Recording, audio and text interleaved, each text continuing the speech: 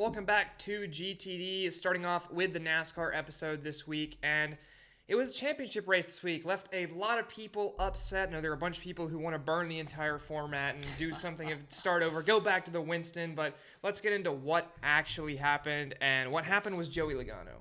Yeah, Joey Logano dominated pretty much the entire race. Beat Blaney the other. led a good bit. Yeah, but I mean, the guy who won and Yeah. led most of the laps was Logano.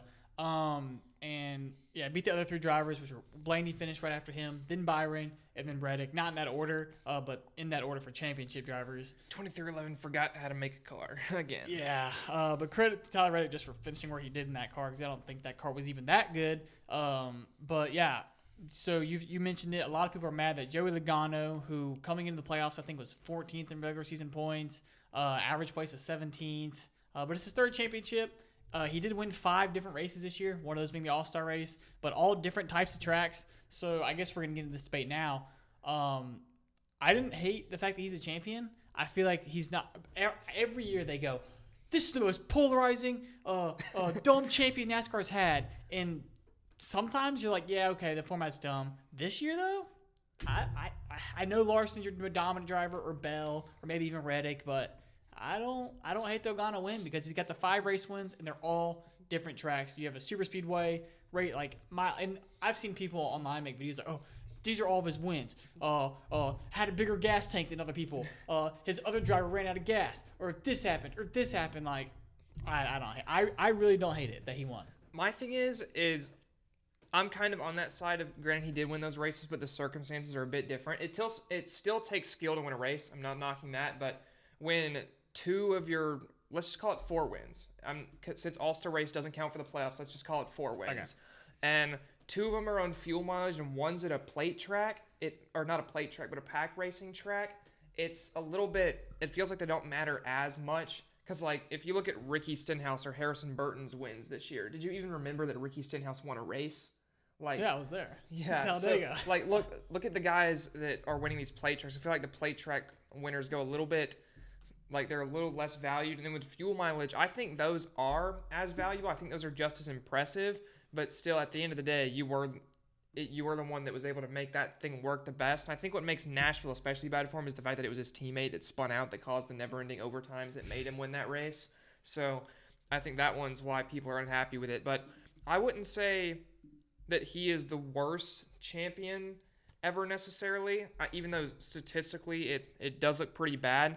You did bring up he won 4 races, and they were mentioning how Penske just puts all their eggs in the playoff basket now. Like, they are not showing up for the regular season. Yeah, right. So he won 4 races, 5 if you include the All-Star race, but the first race he won was the All-Star race. He didn't do anything until after the All-Star race. And then the 3 wins in the playoffs, I think the big problem for me is that if Alex Bowman's crew remembers to put weight in the car, Joey Logano's not even in the round of 8. And that's where the big problem happens. I think if Joey Logano had advanced to the round of 8 on his own merit and not the disqualification of another car, I don't think it's nearly as bad. But I still don't think it's great. And the fact that I think you left out drivers that had some of the better seasons that we've seen, like Kyle Larson, to win 6 races in a next-gen NASCAR season is not normal. I think the real shame of drivers like that is not making the championship 4. You had Reddick in the 4, okay. Byron in the 4, okay. Even Blaney. Bell and Larson, and honestly, I could hear an argument for Elliott even with how hyper consistent he was all year. Yeah. The fact that none of those 3 made it. That's more the stinger to me than Logano being the champion. Yeah, that's kind of what I'm saying. Is I think people are more upset that you didn't see those other guys rather than that Logano himself won it. Because, like, even if Logano wins one of the races, wins the wild card spot, it is in the championship 4. If he's racing against Bell and Larson and Reddick or a combination of those 4 drivers, it's a completely different championship race, I think. I think it's way different. If you see Larson or Bell show up motivated to win a championship, I think one of those 2 wins it. I agree 100%. And the fact that you saw neither of them there, and especially the way Christopher Bell went out, which I still do not personally agree with, I think that missing those 2 is why everyone's talking about how the format it's devaluing the championship. And for Joey Logano, it means just as much. And you saw that after the race. He was super ecstatic with it. Obviously, it still means just as much to not get it, as you saw from Ryan Blaney after that race was over and William Byron. But the part that stings, like you mentioned, is the fact that arguably 3 of the 4 best drivers of the season did not even have a shot. Yeah. And people are going to say, well, you see upset winners all the time in football and baseball. This is not. Motorsports is fundamentally different. That's like if Vanderbilt beat Alabama and the CFP just gave them a bye to the championship race. Yeah, and it's then like, the race, championship game. Vanderbilt, you beat Alabama. Congratulations, you're in the playoff semifinal now. It's not how it works. It's totally different to more normal sports, because it's not 2 teams on a field and they only affect each other. If Harrison Burton slams into a wall with 20 laps left and Kyle Larson's leading the race but then goes on to lose it and doesn't make the championship 4 because of it, it's just totally different. Yeah, that's why Kyle Busch missed the championship for that one race. No, I said Kyle Larson, I thought. Oh, Larson. Yeah. Okay, yeah. No, to be fair, Harrison Burton did technically make Kyle Busch not make the playoffs. Yeah, it is. We'll get into that too, because we are reacting to our pre-season NASCAR picks. It's not going to be a good time when we get done debating about this. But what would you do if you were NASCAR about the playoff format? If I can have the playoff format any way I wanted it, I'm going back to the 10-race chase, and it's 12 drivers, and you just do points for the last 10 races. It's 12 drivers, 10 race points at the end. I think that's the best combination. And what I would also do, I would say that since it's a 12 driver format in that, I would say the top 4 drivers in wins, you're automatically in. So let's say that would be what? Kyle Larson, Reddick, Christopher Bell, and Denny Hamlin this year? Those 4, I would say, are automatically in regardless of what else happens. Logano would be in there. Well, no, because his wins are in the playoffs. That's true. So if you look at guys like that, and sure, maybe you have a guy that somehow wins all 4 plate tracks and then finishes 30th every other week, but I think that's so unlikely. You end up with less Harrison Burtons, and your Chris Buschers and Ross Chastains can still make the playoffs. Yeah. And then it's an even fight from there on in. I also think 16 is way too many, especially since the field has been cut from 40 down to 36. And while that might not seem like a huge gap, you're only 2 drivers off from half your chartered teams being playoff cars. Yeah. And I just don't see how that's beneficial. There has to be some exclusivity to it at the start of the year, or else it's not going to be as rewarding with that many cars in. So give me 12 driver chase, 10 races, and it's just straight up points. I would just, and I think this is the simplest thing. I don't know if the TV rights are against this or whatever. I would just add 2 races to the playoffs. Make it a 12-race thing. Don't have it 10 races. Make it 12 races, and just make your championship 4 a round. Just make it a 3-race round. And I think that would solve a lot of the issues that you saw. What 2 tracks would you add, just out of curiosity? Homestead would be one of them for sure, for obvious 2 reasons. Homestead races in the playoffs. I think Homestead would be the last. I'm not doing a Talladega, Daytona, or Atlanta. I'm not doing a plate track. I think out of the racing we saw this year, I think probably Kansas. I think Kansas would have to be in there. Are you putting a road course? Because I remember we had a big debate about this a few weeks ago. Not in a championship round. Or I don't think a road course needs to be the championship round. But then you don't want to have 3.5-mile tracks. I feel like you have to have. Well, maybe they'll do that and they do a short track, like a Martinsville, Bristol, Miami, 1.5 miles, and maybe I guess keep Phoenix. If I were making it, and if I had a 3-race final round in order, it's Martinsville, Homestead, Charlotte for me. Martinsville. Oh, Charlotte. Okay, yeah. I can see Charlotte. Ended at the home of the sport right now in Charlotte. Martinsville's always a great race in the playoffs. Stick it as the first race in that championship round, and then Homestead just flat out is the best racing that we see in NASCAR right now. So I think those 3 would be good if you're doing that. I don't like the round format in general. So yeah, if you're gonna keep the rounds, which I think they like because they like the drama. Yeah, I would just add 2 races and do that. But we're not NASCAR. We're not in charge of that sport. But let us know what y'all would do to change the playoff format. Keep in mind that since we disagree, we are robots on the internet and not real people. Exactly. Thank you, Steve Phelps, or whoever said that.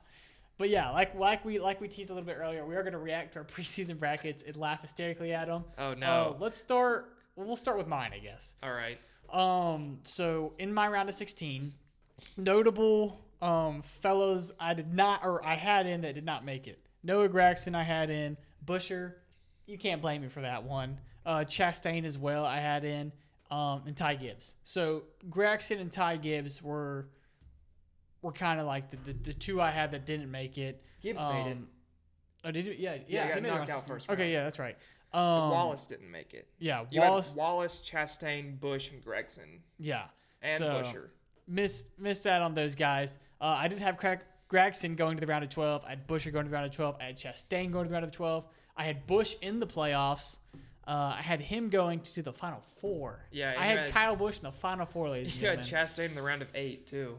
Yeah, I did think Chastain was gonna. I meant to talk about this. I thought Chastain was gonna have a way better year than he had this year. Not saying he had a bad year. I don't But think the that's on wins him. weren't there. I think it's on Trackhouse. Really? Yes, I think that both Trackhouse and RCR, they both use ECR engines. And you look at how good those teams were when the next-gen car first arrived. I think that's part of what had Trackhouse on the scene as early as they were. And those teams have regressed similarly. I would say they've dropped off by about the same percentage when you look at how those drivers run. So I think that's more to do with ECR engines and not Chastain or Suarez. Yeah, I mean, Because Suarez, I would argue, I'm had with one you of the on better engine. years of his career this year. Yeah, I mean, had to win out at Atlanta, made the playoffs. I didn't have him in the playoffs, Neither but of us did. he won in the playoffs. But yeah, I had Chastain and Busch in the round of 8. Busch all the way to the Final Four. My Final Four was William Byron, Kyle Busch, Chase Elliott, Tyler Reddick. William Byron, Tyler Reddick made it, so that's 50% right there. I only 3 for 4. Right. I mean, Elliott was very, very close. I only got 2 wrong in the round of 8, which were Chastain and Busch. And my champion was Chase Elliott. Who knows what happens if he wins the race to wins Martinsville to get into that race. Yeah. But alas, he did not. But let's go to Micah's. Yeah, let's talk about my side. So right off the bat, the worst thing on this bracket for me is Martin Truex Jr. in the championship 4. I thought he was going to ride off into the sunset on a great year, and just too many mistakes from that team. Didn't have the pace at times. The second worst thing is Eric Jones in the playoffs. I thought he would win Darlington. He did not win Darlington because Legacy Motor Club fell off the face of the earth this season. They were awful. I also had Busch and Busher in the playoffs. They both missed it. We talked about that already. I had Chastain as well. I had Bubba Wallace in too, so he missed as well.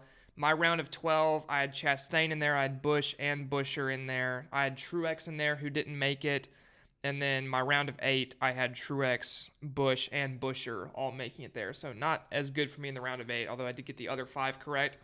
My final 4 was William Byron, Kyle Larson, Martin Truex Jr., and Tyler Reddick. And again, close to 3 out of 4. I only got 2 of 4. I do think it's funny that we both got Byron and Reddick in there. And then my championship pick was William Byron, which was not too far off from happening. No. Still finished 3rd in that race. So. Had an opportunity. Had a chance. So, but overall, not bad. For one of the more unpredictable seasons of NASCAR recently, I think that was fine. I think you can give us both a pass for not having Harrison Burton in the playoffs. Yeah. Although the one thing I do want to talk about is my big point at the start of the year when we said this. I said no Stewart-Haas cars. Yeah, I said no Stewart-Haas cars. Yeah. And Chase Briscoe ruined final, it by winning at Darlington. Yeah, that was my bold prediction for the year. I said after Kevin Harvick is retired, no Stewart-Haas car will make the playoffs. And if Chase Briscoe does not get a magic car at Darlington, that happens. So we both had Alex Bowman in the round of 16, but bounced immediately. And he turned it on. He should have been in the round of 8, yeah. But we did make these preseason. And if you've watched some of our earlier season episodes, we were not fans of Alex Bowman at the start of the season. Alex Bowman caught some strays. Yes, we have come around massively on Alex Bowman now. Yes, we have. I think I did. To be fair, I think we started giving him credit in about April. So yeah, it's weird. Once the media started turning on him, we were the media who didn't. We were the media who was like, he's not losing his job. He's staying there. He's driving solid. He deserves that spot. So. I mean, you missed 3 in the round of 8. I missed 2 in a season that was as unpredictable as this. Both 50% in the championship 4. One thing interesting to me is neither of us had Hamlin in the round of 8. Yeah, and even in the playoffs, I still predicted he'd be knocked out in the round of 12, and I didn't even remember that I did this at the start of the year. So yeah, I thought he'd be knocked out in the round of 12 as well, but he snuck through. But we did do a pick for every single race, all 36 of them. I beat Micah. I had more correct picks. I had more correct picks than him by 1. It's not impressive. You got 4. I got 3. That was not impressive from either of us. I only had 4. He had 3. Do you remember who your 4 were? I know I was on a heater. I think the first 3 races, I had 2 right. You had a period at the start of the year where you got, I think, it was 3 of the first 7 races you predicted correctly, and then you went ice cold the rest of the season. Yeah, I know Larson at Vegas is one of them. Mm-hmm. That was almost kind of a gimme. and Didn't you pick Bowman to win the 500 too? So you almost got that? No, I'm pretty sure I picked Blaney. I picked Blaney to win the 500. Okay. But yeah, no, if Bowman did win the 500, by the way. But I don't remember who else I picked. It was probably another Larson win, but I think you might have picked Blaney at Iowa. Yes, I think that was your one after the start of the year. Blaney and Iowa. I don't remember who your other two were, but my 3 on the year, I got Larson at Kansas and the absolute crazy finish there. I got Christopher Bell at Loudon. I said this is locked in the easiest pick ever because Christopher Bell owns Loudon, and then he delivered on it. And then I got Tyler Reddick at Homestead. So those are my 3 correct on the year. And I feel like at the start of the year, because while you were hitting every pick in the first 2 months, I was picking every guy that finished third, it felt like, at the start of the year. I think I did that probably out of the 36 races, 25 times. I picked a guy that finished top 5 and ran well all day, which is very annoying, but does not count for any points. So Keegan did win the season-long predictions, 4-3, but I would argue that I get a bonus point for picking Carson Hocevar Rookie of the Year that would tie me back up. I would argue. Can we give that? I would argue you win that category. You won Rookie of the Year. And you picked Josh Berry, the worst of the Stewart-Haas drivers. Look, man. And also probably the guy that crashed the most. He did. Whoa. Whoever was in the 7 car crashed the most. Okay, fine. But Josh Berry DNF'd in literally 25% of the races this season. Look, it's bad luck, all right? I know you make your own luck in the sport, but... Yeah, and Josh Berry's luck was called, oh no, I hit the wall again. Or blew the other tire because I hit the wall again. Him at Chicago might have been one of the worst races I've ever seen. Yeah, that was bad. But whereas Carson Hocevar wrecks other drivers instead of himself and came home 20th in points, Rookie of the Year. I think he's going to clean that up, though. But that is all we have for our championship episode. Our last... we'll talk about NASCAR once, It feels like there's going to be a lot of off-season stuff to talk about this year. But it feels like most of the seat changes and the driver changes have already been announced. Yeah. So but we can do a whole recap of those, and obviously there's the charter lawsuit going on right now. That'll be very interesting to follow over the off-season. Read up on my legal jargon before we start doing that so I know what I'm talking about. I do want to mention on the end of this NASCAR episode right quick, we don't normally talk about the Xfinity Series, but Justin Allgaier winning a championship there, everyone's super happy, but the fact that the Xfinity Series logo or slogan is names are made here, and then their championship 4, Austin Hill, almost 30. Allgaier and Allmendinger, over 30. Cole Custer is down in the Xfinity Series again, is now back in Cup next year. He's older, Same with too. Allmendinger. Yeah. So, that dang yeah. Actually get young drivers in the Xfinity Series again, please. The fact that Chandler Smith does not have a seat next year. The fact that Corey Heim is not getting an Xfinity seat next year after the season he had in trucks. You got to get this young talent actual spots in the Xfinity Series if you want to see young talent develop. Yeah, I think the truck series has kind of become more of like a guys paying to be there as part of guys just going there for a year and then getting an Xfinity ride. Matt Crafton and Grant Enfinger have been there for 30 years? a while. Not that long, but it's been a while. I mean, the same thing with Nemechek. He was in there for forever. I miss teams like Brad Keselowski Racing or Kyle Busch Motorsports that would just be young driver development teams. Yeah. Because now you look, Thor Sport is basically Truck Series Hendrick at this point. They're just winning they have older guys that they employ, and they're winning championships. Ty Majeski did it again this year, but actual good story for him, so I was happy for Majeski. But then the Xfinity Series, we've talked about Junior Motorsports not employing as much young talent as they used to. Obviously, they give Connor Zilisch the drives. I don't hate their motto, because Dale Jr. is giving back to the sport and saying, hey, I'm going to go get these guys who are grassroots racers who race these local tracks week in and week out. Brandon Jones. And just never had a shot. And Brandon Jones. They're not all going to be winners, but... Brandon Jones has been in the Xfinity Series for 6 years now, and has not done anything. Right, and I think he needs to go. But I'm just talking about the other drivers that that's kind of his outlook on it, and he's like, these are the guys I want to go get. And I don't hate that, but I think there needs to be more younger guys for sure than guys like that. Part of it's people skipping steps too, because William Sawalich, good driver in the ARCA Series, is not running trucks next year. He's going straight to Xfinity, and that's a big reason why Chandler Smith is losing his seat, between that and Christian Eckes getting bumped up. So you look at guys like that, and the fact that we don't get to see Heim and Eckes move up at the same time is awful, in my opinion. I would have loved to see those two keep going at it. I will say, Christian Eckes, the first interview I ever saw from him was after Martinsville, and I was like, maybe not sure about that, but he's grown on me over the week. So I'm becoming more of a Christian Eckes guy. Yeah, Alabama kid. So. Yeah, Alabama kid. But there's your once ever NASCAR feeder series update. So hope you enjoyed that. But that is the actual end of the NASCAR episode this week. We'll have baseball division predictions, reactions from us for the start of the year. That'll be out later this week. College football stuff, obviously, as scheduled. Not doing F1 this week because there wasn't really a ton of news, and there's no race this weekend either. But keep your eye out still for the football and the baseball stuff later this week. And then picks on Thursday as usual. But we will see you guys then.